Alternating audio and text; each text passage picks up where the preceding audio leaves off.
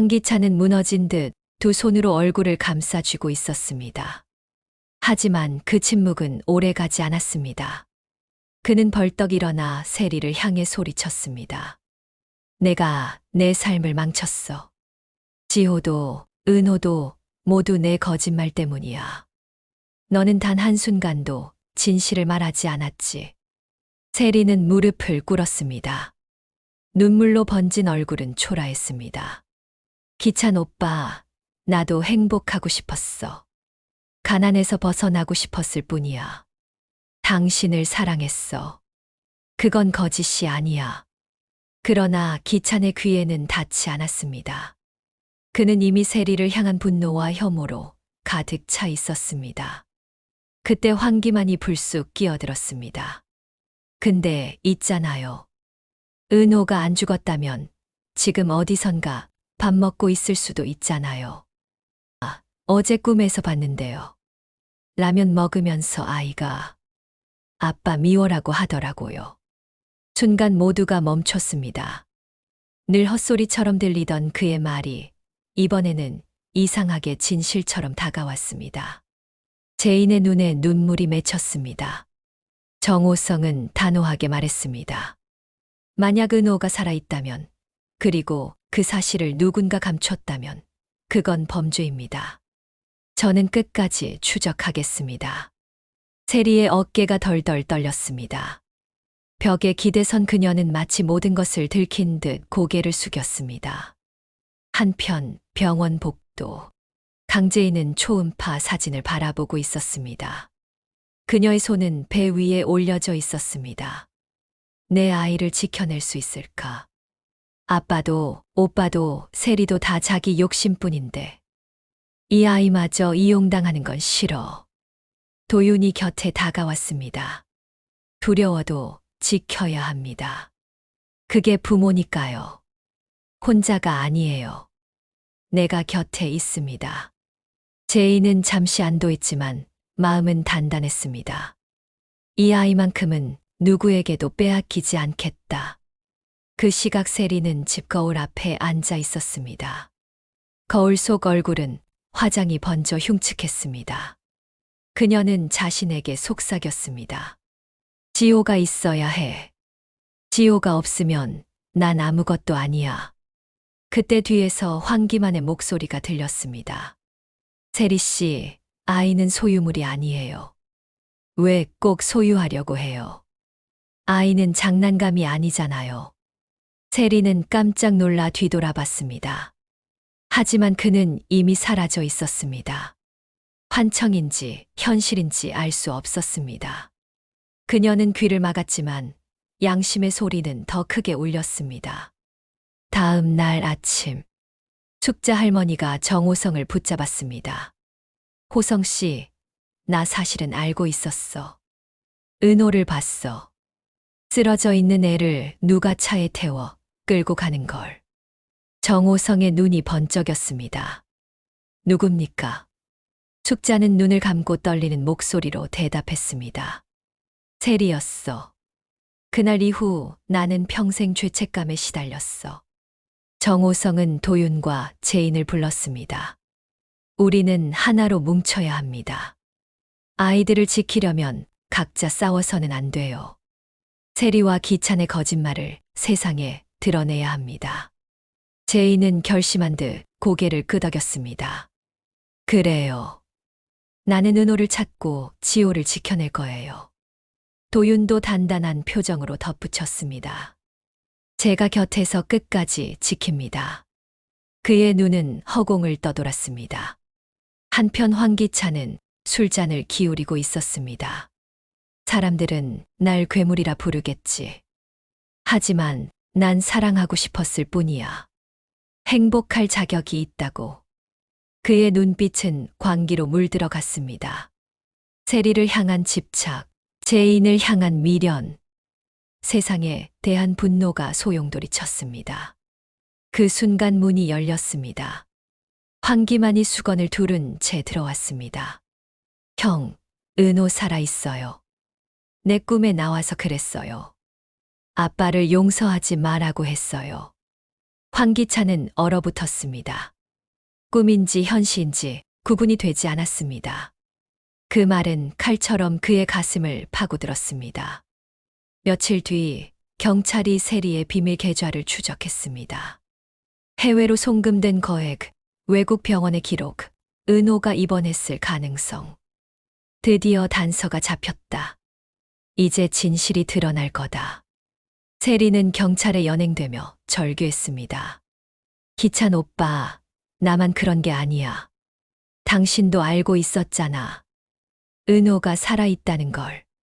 당신도 공범이야. 정호성은 흥분을 감추지 못했습니다. 순간 황기찬의 얼굴이 굳어졌습니다.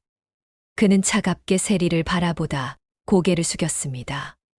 모두가 충격에 빠졌습니다. 제인은 이를 지켜보며 속으로 다짐했습니다. 끝내겠다. 하지만 진짜 끝은 내가 은호를 찾을 때야. 그날까지 나는 절대 멈추지 않아. 경찰 조사가 시작되자 집안은 다시 한번 혼란에 빠졌습니다. 황기찬은 방 안에서 담배만 피워 물고 있었습니다. 연기에 가려진 그의 눈빛은 공허했습니다. 은호가 살아있다. 내가 지켜온 건 사랑이 아니라 거짓이었어. 그럼 나는 지금까지 뭘 한 거지? 그의 목소리는 허공을 울렸습니다. 하지만 대답해 주는 이는 아무도 없었습니다. 반면 강세리는 구치소에서 떨고 있었습니다. 기찬 오빠는 날 버렸어. 모두 날 버렸어. 그런데 왜 아직도 나는 기찬 오빠만 원하지? 그녀의 눈빛은 광기 던졌습니다. 그리고 중얼거렸습니다. 지호만 내 곁에 있으면 돼. 지호만 있으면 난 다시 일어설 수 있어. 그 시각 지호는 태호의 품에 안겨 있었습니다. 아이의 얼굴은 불안했지만 태호는 부드럽게 속삭였습니다. 걱정 마. 이제는 아빠가 내 곁에 있을 거야. 누구도 널 빼앗아 가지 못해. 지호의 눈에 눈물이 맺혔습니다. 정말이에요? 엄마도 할머니도 아무도 우리 못 떼어 놓아요? 태호는 단호하게 고개를 끄덕였습니다. 그래. 이제는 내가 널 지킬 거야. 한편 황기만은 여전히 예측 불가능했습니다. 저녁 식사 자리에서 그는 갑자기 숟가락을 내려놓았습니다. 그리고 아무렇지 않게 말했습니다. 사실 있잖아요. 형이 그날 은호를 직접 차에 태웠거든요. 난 다 봤어요. 모두가 숟가락을 멈췄습니다. 숙자 할머니는 벌떡 일어나 외쳤습니다. 뭐라고 했니, 김하나? 그 말 사실이야? 황기찬의 얼굴은 순식간에 굳어졌습니다. 주위의 시선이 자신을 향하자 그는 분노로 술잔을 내던졌습니다. 저놈이 또 헛소리하는 거다. 정신 나간 놈 말을 왜 믿어? 그러나 정호성은 차분히 받아 적었습니다. 헛소리일 수도 있죠. 하지만 이상하게도 김한 씨 말이 사실로 드러난 경우가 많았습니다. 이제는 더 확인해야겠군요. 황기찬은 그 순간 불안에 휩싸였습니다. 황기만의 입에서 언제 어떤 진실이 터져 나올지 알 수 없었기 때문이었습니다. 다음 날 아침 강재인은 병원에서 혼자 앉아 있었습니다.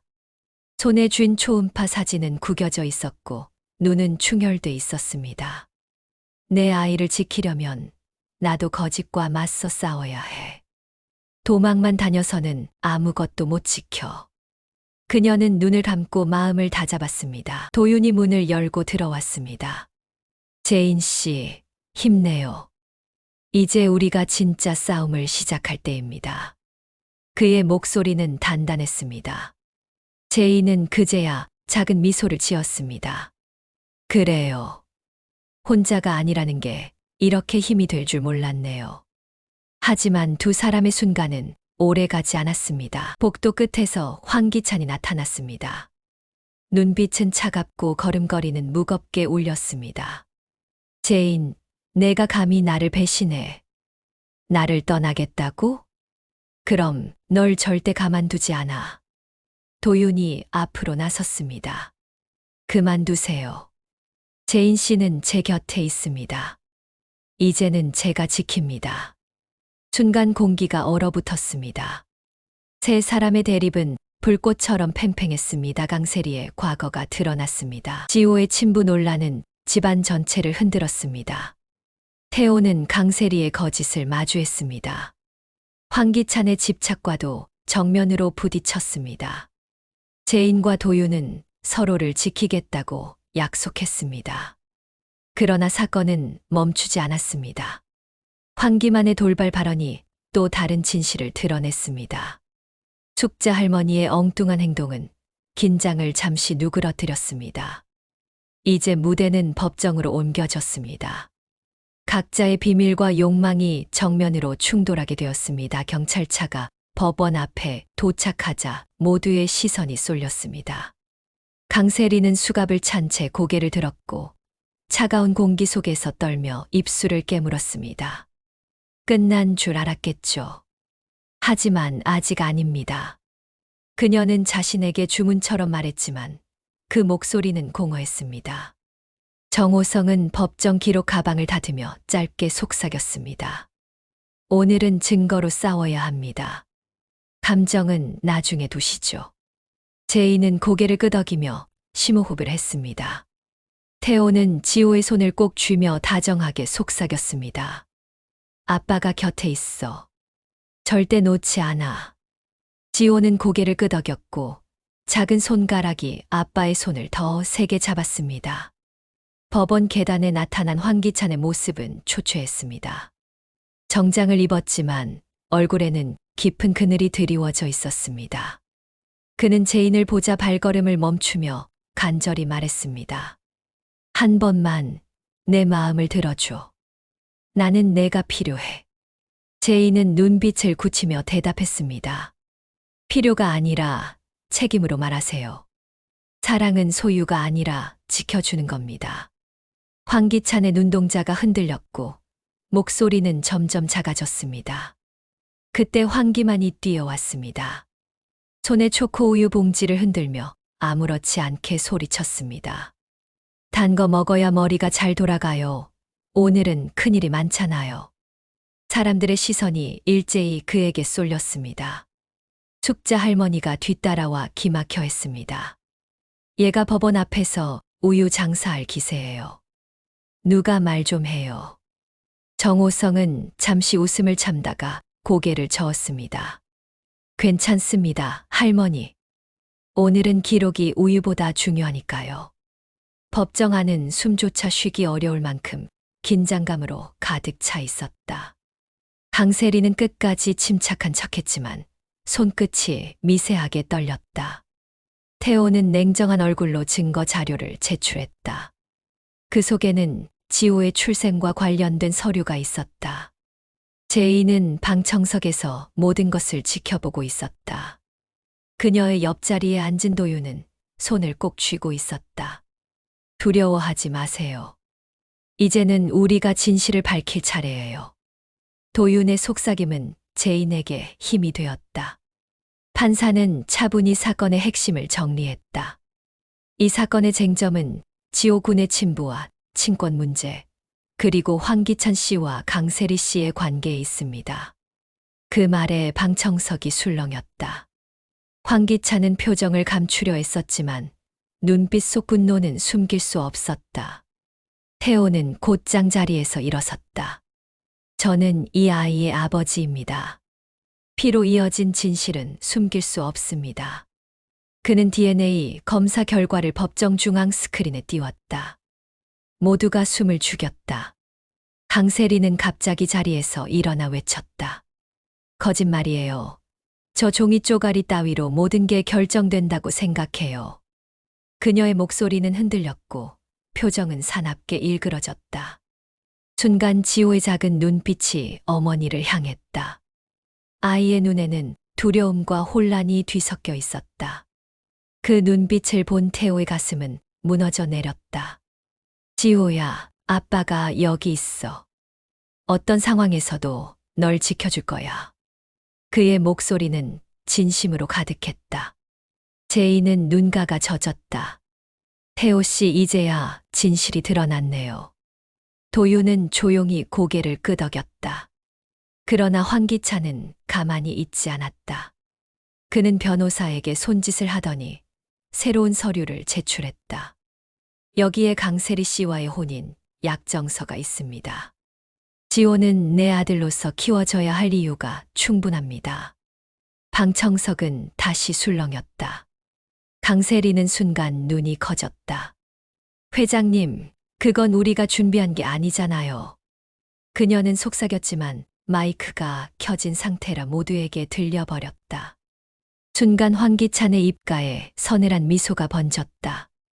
내가 숨기려던 것, 이제 내가 모두 드러내주마. 판사는 정적을 가르며 말했다. 이 사건은 단순한 친자 분쟁을 넘어 장기간의 기만과 재산 다툼이 얽혀 있습니다. 따라서 추가 심리가 필요합니다. 그 말과 함께 재판은 일시 중단됐다. 사람들은 일제히 일어나며 법정을 빠져나갔다. 밖으로 나온 태호는 깊은 숨을 내쉬었다. 그 순간 제인이 다가왔다. 태호 씨, 오늘 정말 잘했어요. 하지만 앞으로가 더 힘들 거예요. 그녀의 말은 따뜻했지만 그 속엔 두려움이 숨어 있었다. 도윤은 두 사람을 지켜보며 결심했다. 이제는 나도 가만히 있을 수 없다. 제인을 지키려면 행동해야 한다. 그의 눈빛은 결연했다. 그러나 멀리서 그들을 지켜보는 시선이 있었다. 검은 차 안에서 황기찬은 전화를 걸고 있었다. 계획을 실행해. 태호를 법으로 막을 수 없다면 다른 방법을 써야지. 그의 목소리는 차갑고 무자비했다. 강세리는 뒷좌석에서 떨리는 손을 감추지 못했다. 회장님, 이렇게까지 하셔야 해요? 그러나 황기찬은 대답하지 않았다. 창밖으로 번지는 불빛을 바라보며 그는 중얼거렸다. 제인은 반드시 내 곁으로 돌아와야 해. 아무도 막을 수 없어. 그 시각 지호는 집에서 혼자 그림을 그리고 있었다. 종이 위에는 가족 3명이 함께 웃고 있었다. 아이의 마음속 소망이 고스란히 담긴 그림이었다. 하지만 그 웃음은 아직 현실이 아니었다. 제이는 그림을 보며 가슴이 아려왔다.